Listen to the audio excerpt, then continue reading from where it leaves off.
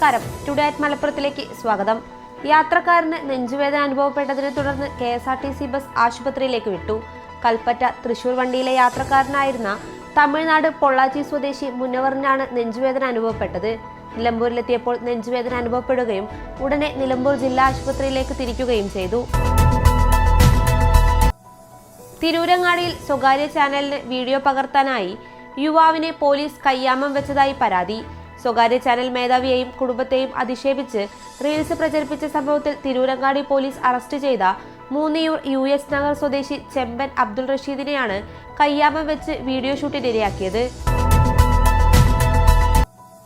പെൺസുഹൃത്ത് മറ്റൊരാളോട് ചാറ്റ് ചെയ്തതിന്റെ പേരിൽ യുവതിയെ പരസ്യമായി മർദ്ദിക്കുകയും മൊബൈൽ ഫോൺ എറിഞ്ഞു പൊട്ടിക്കുകയും ചെയ്ത സംഭവത്തിൽ യുവാവ് അറസ്റ്റിൽ. മണ്ണാർക്കാട് കുമരംപുത്തൂർ കുളമ്പിൽ പ്രിൻസാണ് അറസ്റ്റിലായത്. മലപ്പുറം നഗരസഭയിലെ വിവിധ ഭക്ഷണ വിൽപ്പനശാലകളിലും കാറ്ററിംഗ് യൂണിറ്റുകളിലും നടത്തിയ പരിശോധനയിൽ ശുചിത്വ നിലവാരമില്ലാതെ സൂക്ഷിച്ചതും പഴകിയതുമായ വിവിധ തരത്തിലുള്ള ഭക്ഷണ സാധനങ്ങൾ പിടിച്ചെടുത്തു.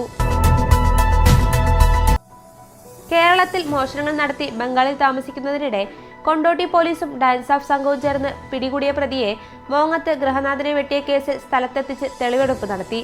മൂവാറ്റുപുഴ സ്വദേശി നൌഫലിനെയാണ് ഇന്നലെ CI PM ഷമീറിന്റെ നേതൃത്വത്തിൽ തെളിവെടുപ്പിനായി എത്തിച്ചത്.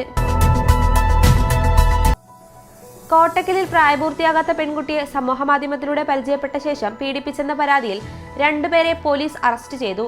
തൃശൂർ കേച്ചേരി സ്വദേശി അമൽ അഹമ്മദ്, മലപ്പുറം മുണ്ടുപറമ്പ് പുല്ലാനി മുബഷിർ എന്നിവരെയാണ് കോട്ടക്കൽ പോലീസ് അറസ്റ്റ് ചെയ്തത്.